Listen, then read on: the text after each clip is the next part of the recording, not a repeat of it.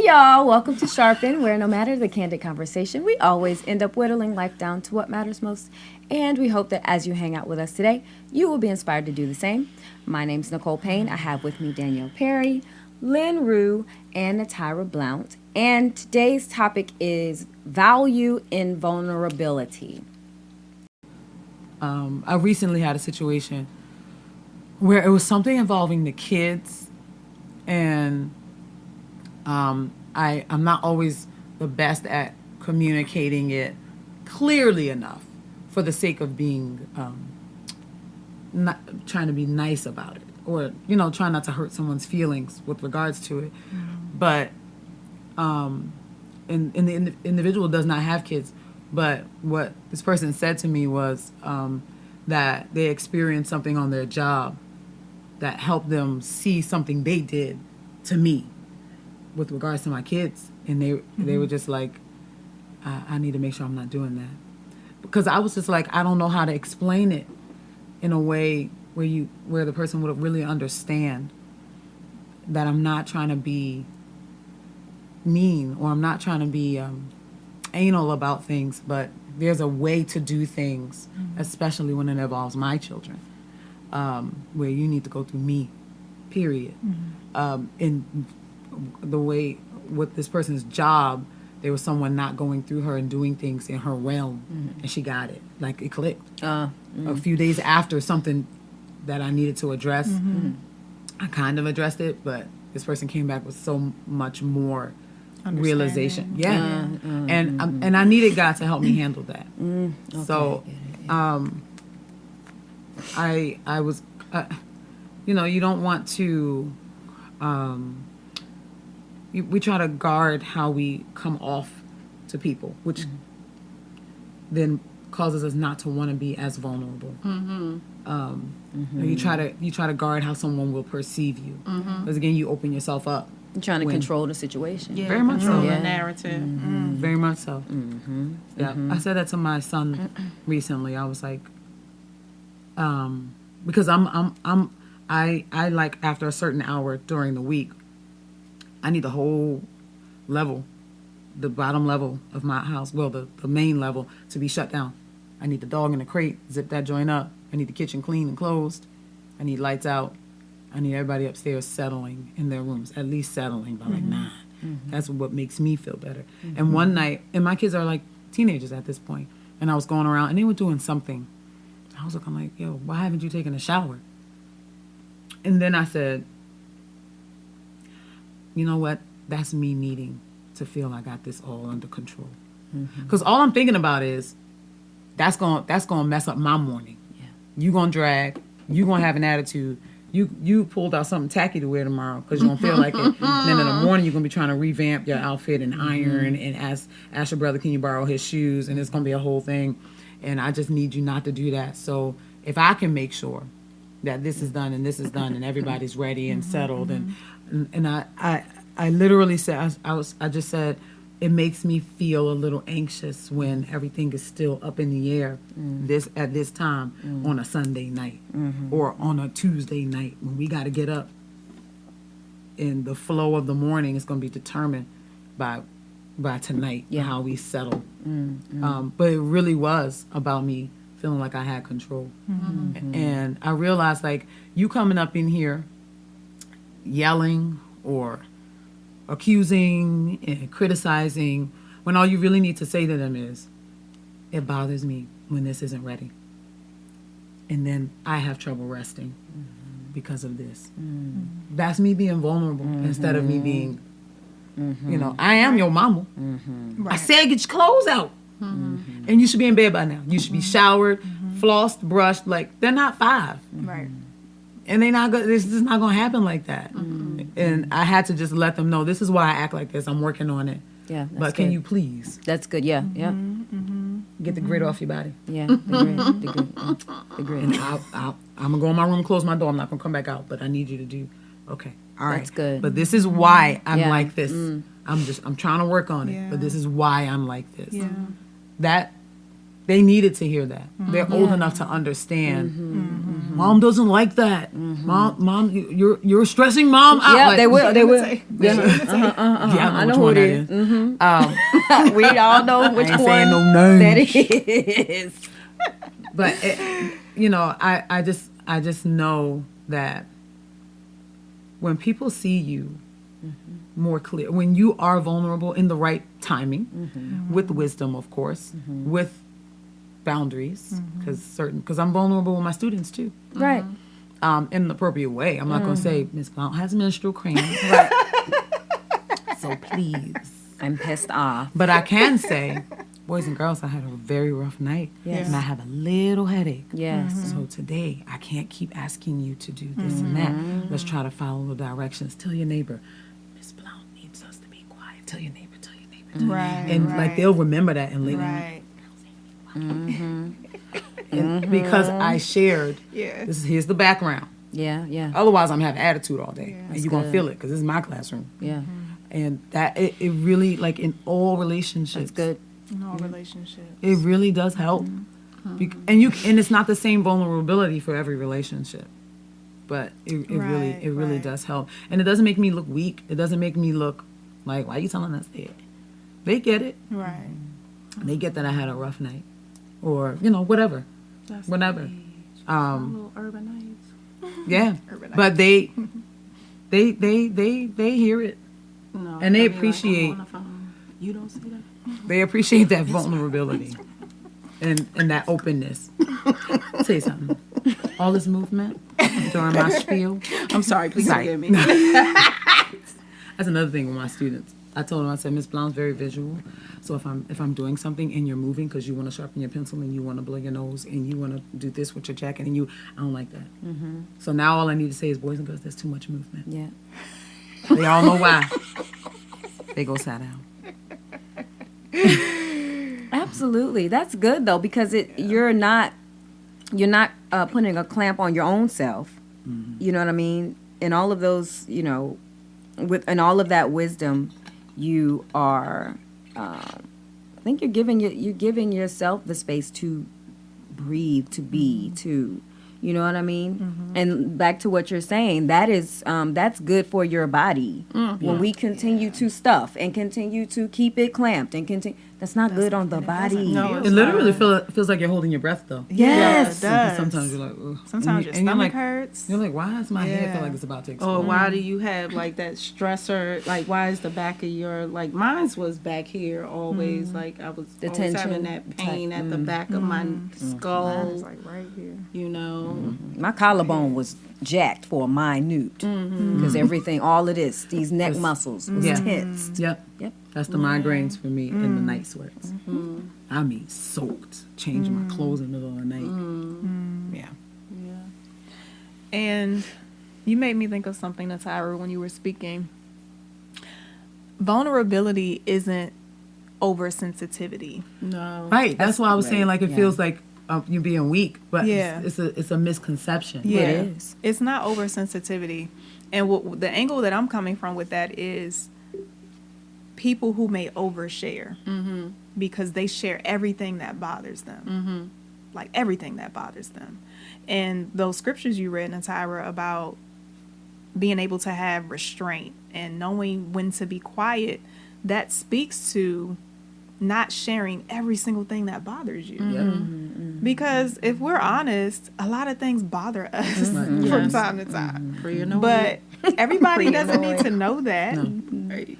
So knowing what to share, knowing how to share it, knowing when to share it is important. Yeah. So you can't wear your emotions on your sleeves. You Nobody cannot. wants to be around a person like that either. Right. What's she doing? Looking at Lynn's questions because my phone keeps going blank. I was looking at it. There's a scripture that says, "He who loves the Lord is not easily offended." I don't know where that is. Nikki's gonna put it over your head. Thank you. At the bottom. Oh. At the bottom on the table. Oh, the name's on top of it. Yeah. Very good. Very good. I was looking at this question where it says, are there events or moments that have made being vulnerable hard Oh, that's good. for you? I feel like I have, I like being able to unpack now why I react to things the way I do, or why I did. And Why do you like it? Why do you like unpacking? Because then it helps me to regulate when my behavior is just inappropriate, or when my responses to things aren't appropriate because of some trauma or some memory, or something. I'm not always able to catch it, but later I'll be like, oh yeah, wait, I got to make sure that I'm not projecting 8-year-old Natira on this situation. It's not fair. But there are things that will make me clam up. There are things from my past that'll make me just be like, nah, I got it. Nope, I don't need your help. I got it. Because folk be turning their back on you, or folk will leave you, or take advantage of you, or play you like you stupid, like you don't have a brain. Like, I know I can figure this out myself. I can navigate this. No, you did not hurt my feelings. And my feelings hurt enough already. Ain't nobody else, like I'm the one to say, you only got to do that to me one time. You got one good time to do that. I will never give you an opportunity to do that again. And it's not always real, but you just want to put, it's a front, really. You want to put that up so they know. The facade. Girl, I don't care. I look like I care. I don't care. And I'm learning now just why I react to things a certain way. For whether it's something that happened in my adulthood, whether it's something from when I was younger. When I'm able to say those things out loud, then I get, I was just talking to a friend. Somebody did something to hurt their feelings. And the friend said, should I send this person a message? I said, well, you know me. I ain't saying nothing else to you, bro. We straight. I'm good. You do that over there, I'll do this over here. And we ain't got cross paths no more. But this person wound up telling that person that they hurt, that their feelings were hurt. And I said, that's very mature. I said, because I'm getting there. But I just know how it feels for somebody not to care about how you feel about the decisions they're making and how they impact you. So you don't care, neither do I. But that's not being vulnerable. That's not being real. It's not authentic. It's very, very fake, and it's going to affect you in some way. But that's when you start clamming up, or that's when there are things that you just you feel like, I'm just gonna let that roll off because I don't really care about it. Right. But you do, and then it builds up. It does. So I very much enjoy being able to see, like, why do I feel like, what is the problem? Why is it this deep for me? And sometimes it's not the other person. Sometimes it's us. Yeah. Sometimes we're being overly sensitive, or like Natira said, some type of trauma happened in our past, and it's really not the other person. They really didn't do anything wrong, but it's how you perceived, or how you received what they did. And I know for me, I'm learning how to distinguish between, okay, is this me, or is this that person? And really making sure I'm checking myself, so that I don't need to address something unnecessarily. Right. When it was really me. Right. Something I need to work on. And because traumatic events have the potential to change the way you see yourself and the way you see everything else, that's a great space to be in, excited or liking to unpack things, so that you can handle situations appropriately. Right. And I remember a previous episode when we were talking about faith and mental health, and Natira was saying, oh, I see. So this helps me, and this helps everybody else. Remember that? Yeah, this is good. Because it's true. I mean, if you think, 'cause I have had those instances with the boys where I'm about to snap because of whatever it is that's going on with me or expectations that I have. But it's a space where you can slow down and say, no, actually, let me open up a little bit. This is why mommy would like this to be this way. Yeah. This is why mommy doesn't like it. Because then it helps them too. Like, it's healthful for the kids, for the people that you are around as well. When you're damaged and it's undealt with, you go around damaging other people. Exactly. It reminds me what you just said, or even like what I was describing with my boys, or with the kids. It's not like the boys, but what I was talking about with the boys. A scripture that says a soft answer turns away wrath, because an angry parent makes their kids angry. Like if I come in there and I'm throwing stuff around, I'm like, oh, plates. We got Tupperware over here. What are y'all doing? The room smells like a cat. Like all this right here, y'all nasty. But this is gonna make them mad, and then we're all gonna be mad for quite some time, especially if it's at the end of the night. But if you can be more mature and kind of expose the root of it in a moment, in an appropriate way for a 13-year-old or a 12-year-old. They, like, when I had that moment with them and I was just like, this is really me, like feeling like I need to control stuff, it just helps me to feel less anxious. But I already know we're gonna be fine in the morning. You know, okay, Mom, we're gonna do it, and come give me a hug, or you start seeing them pick stuff up, and then kind of holding each other accountable, and it just completely changes the mood. Of what the mood could have been. In that moment. It's good stuff. It is. Good stuff. Yeah.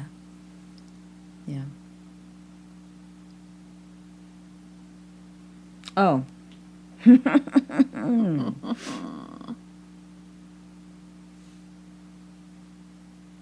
So I feel like we've kind of touched on this, but I do wonder this, the question that says, how do you treat those who come to you vulnerably?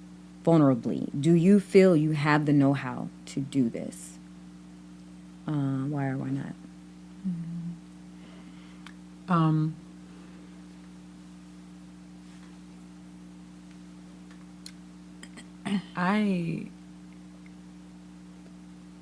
Having compassion has come more and more easy for me to do with my students. I had a student, she cried. She cried like 75% of the day yesterday.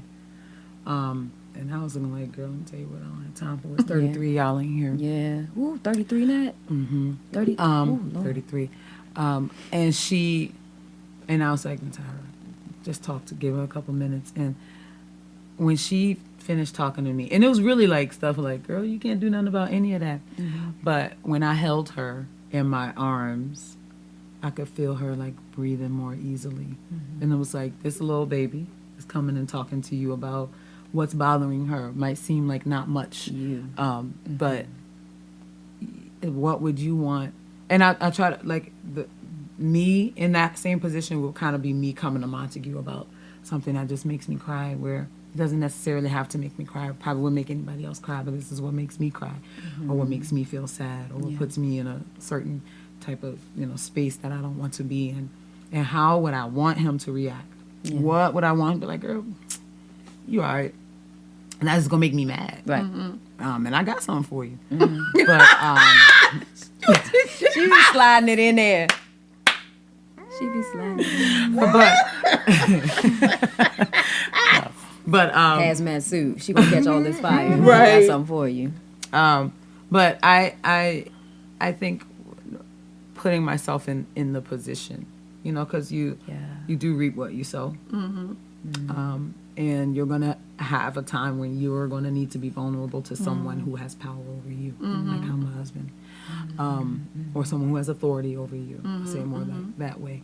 And what would you want them to do? Right. What would you want them to do? I mean, I had to tell her, like, you got to wipe your face, boo, because we got school today, like, and it's the whole day, and I can't call home. We need to handle it. But I also gave her that minute, and I talked to her, like a mom would, and it helped. Now, did she cry again? Yeah. But but I just thought about, like, sometimes it's like that, and how do I want someone to deal with me, or how would I want someone to deal with my baby if she felt like that and I was not there. So I think, putting on somebody else's shoes kind of helps. That's one of the ways to know how. What would I need? Not always, because sometimes, you do need, a pastor was talking about David was upset about Absalom, his son. But his soldiers had just come back from a battle and they were very successful and everybody was celebrating, but David was crying, but he was the king. And then the prophet came to him like, why you Right, get yourself together. wipe your face? What are you doing? They just went out there and fought for you, and what you're showing them is that they don't mean anything because you ain't here crying over somebody who's gone. So sometimes you do need someone who's going to help you, like, all right, here go the tissue, because we got to go back to work, or we got to do this and that. And then other times you just need to give somebody a minute. And they're being so. Just think about what would I need in this moment, Right. and being able to do to try to do what I would want for me. Yeah. Something that you, what you just said, with, sometimes you got to give people a minute. And even when you were with the child and you gave her a minute, you let her know, you gave her that minute and then you let her know, okay, now we need to go on. I'm reading The Garden Within by Dr. Anita Phillips, and she pointed out how Jesus had several moments of expressing human elements, sorrow, frustration, not wanting to bear the cross,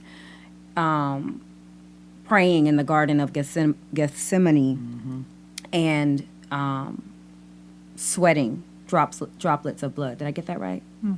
And she pointed out that those moments precede very powerful moments in his life as well, because he was praying in the garden, feeling beyond grief or for what he had to do, but then he went and did it, and then we reap the eternal benefit of it.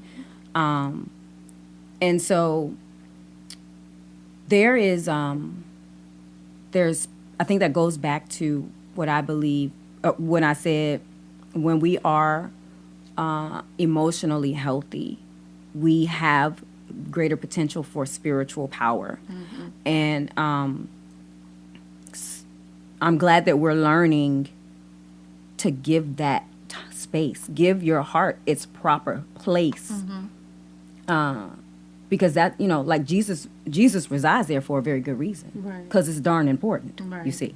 So giving our hearts the proper space, instead of shortchanging that space, still trying to be spiritually powerful. Right. At some point we find, I got to go back to the heart. I got to go back to what's going on here. And God has laid all of that out in his word for us. I know for myself, I'm glad I'm waking up to the fact that God talks about all of it. He talks about spirit, soul, and body. He don't just talk about spirit. So, yeah. And so with vulnerable people, or handling somebody with vulnerability, like all of that I just said has made me more compassionate. It has increased my capacity for compassion, because I am, or have always been, like my family calls me the ice queen, because things that have been on my mind, I haven't been afraid to say them the way that I wanted to say them, and I thought they just need to be said. And sometimes my family's like, I'm talking about like my dad, my aunts, and everybody, like, yeah, you put your big girl panties on, Nicole gonna tell you what she thinks. But now I'm different. And I'm different because Well, it's like, I'm different because You are. vulnerability, like I have been helped when I went to people vulnerable. You know, community too. Exactly. Like God leads us to community as well. So the help that I've received from being vulnerable, I want to give that. Now I have the Exactly. capacity to give that to other Yeah. people. Capacity. Yeah. Yep. That's the word. And it's just such a beautiful Yes. thing. It's really beautiful Yeah, you do. to have experience it, you know. I think it just comes with maturity too, though. You know, I know that with my students, with the young urbanites that I work with, You're really nice. Urbanites. definitely, I can definitely have the compassion. Like this morning, you know, there was a young lady that came to school, and another student said that she actually was looking for me, and I was like, okay, what's going on? And she was crying. I was like, all right, and I had to give her a minute, and you know, we went to the office, and we talked, and she shared, and because I've had those similar experiences, it was, you know, I know I could relate to where she was at this particular time, and most of the time I can relate to where they are and why they're responding the way that they are, and you know, I'm not as always as rah with them, you know. I'm digging, you know, okay, let's unpack, let's figure out why we are the way that they are, why we're moving and operating the way that we do. So I'll ask some pointed questions, but I definitely feel like maturity, because I'm older, you know. I've also raised not only have I, you know, had these experiences as a teenager myself, I've also raised teenagers. You know, I have young adults now. Kidults. Yeah. I be they are. telling people that's your turn. You know, my younger sister, who's 15 years younger than me, you know, kind of raised her, and you know, I've been, you know, I'm older, so you know, I can relate to that 20 age or that 30 age, that person that's, you know, a single mom, because I was a single mom at that time, you know. So I think maturity definitely helps, at least for me, helps me in various facets of life, where I've been there, done that, to be able to, okay, in this moment, here's what I can offer. And sometimes people don't want your opinion. They just want to listen. They just want to, okay, I need to get this off of my chest. We need to talk about it. Okay. You know, so that, you know, if somebody's coming to you with a vulnerability, sometimes you have to, I've learned this from PK. Do you want my opinion? Yep. Or Yes. did you just want me? I think we've just- all heard her ask that question. Did you just want to? Or should be like, are you talking to the social worker? Mm-hmm. Or are you talking to the pastor? Right. She's asked me that before. Yeah, 'cause I've needed her in both right. moments. Because Yes. there are moments where I'm like, I'm talking to my girlfriend. Yeah. I'm not talking to my pastor. I'm talking to my girl. This is a girlfriend moment. Let me tell you about your godchildren, and you might want to come get them, because you're not gonna have at least one of them.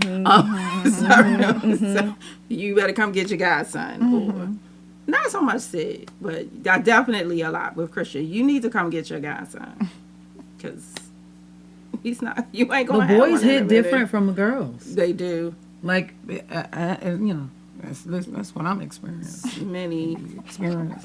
Many of days. And she's like that now. You need to come talk to your nephew. No, I was just gonna say, I also feel compassion as well when people. I feel honored when people feel like they can be vulnerable with me, especially when they say things like, "I've never told anyone this. You're the first person that I'm telling," or something to that effect. I'm like, okay, you know, the fact that you see fit to trust me with this kind of information, it means a lot. So I had to start out with that. I'm gonna do the sandwich, right? The whole thing about the positive, the not so positive, and I'll end with a positive. So the not so positive, that's the sandwich, right? Yes, it is. Yeah. Okay. That's how you talk to parents too. Parent-teacher conferences. So sometimes I don't want to hear about what you're going through. And what I mean by that, what I mean by that is sometimes with some people, you're the only one that they can trust. So they're bringing all of their issues to you. And, you know, in situations like that, I try my best to still have compassion, to have grace, and to realize, well, yeah, I'm the first. They did say they've never told anybody, you know, whatever. But this is a lot right now for me because you don't know who else you can trust. So, what's Tara looking at? Nicole's hair. Okay. I just saw her eyes like We're locked in. we're so locked in. Questions. Sorry. And then she had like a little smirk because maybe she thought it looked cute. So she had like a. Should I say thank Okay. you? It's nice. Yeah. I was thinking about two things though. Thanks. She was focused. Okay. So yeah, when it's situations like that, it can be tough because you feel like now you're beginning to truly carry some of what they're dealing with. And the Bible does say that we are to share burdens, but like PK says, don't carry the load. Right, right. So that's when for me it gets a little just tricky because I'm like, ooh, what they about to say today? Is it some more information that I'm not necessarily going to know how to handle? I think that was one of the questions. Oh yeah. Do you feel you have the know-how? The know-how. Sometimes I don't. Sometimes I don't. Like I can listen to you, but I don't know how to help you with that. Yeah. But hopefully me listening was enough, at least for the moment. And then at that point, hey, maybe you should reach out to this person.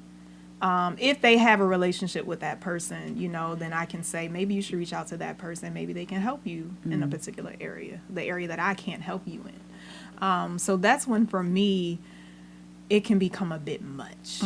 But ending it on a positive note. The bread. Yep. Sandwich. It's the bottom. I think that to know we can have people that we can go to and trust and be vulnerable with is truly a blessing. Absolutely. And again, when people feel like they can really share something with me that is so near and dear to their heart, something that maybe they haven't shared with someone else, I don't take that lightly. Yeah. Yeah. And I truly am honored by that. So yeah, that's what I wanted to say. Okay. Thanks, ladies. You're welcome. Thank y'all for hanging with us here today, where no matter the candid conversation, we always end up whittling life down to what matters most. And we hope that as you hung with us today, you were inspired to do the same. We'll see y'all next time. Bye. Bye. To stay connected with us, you can follow the Sharpen Podcast on YouTube, Spotify, Apple Podcasts, and Google Podcasts. And if this content helps to build you up in any way, and you want others to benefit too, please like, subscribe, comment, and share, as this helps to get the word out. This podcast is also a part of the JuhstBee brand, which you can follow via the links in the show notes. There's merch and all there, y'all, including my book, JuhstBee Child, which can be purchased on Amazon.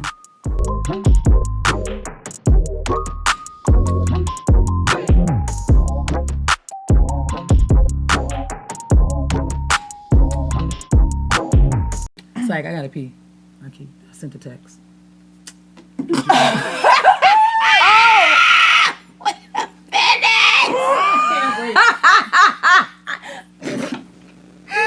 Yo. Sorry. I was trying to be attentive. I sent the text and I was like, Well, I thought she was saying something smart. Hilarious. and she put a toilet too.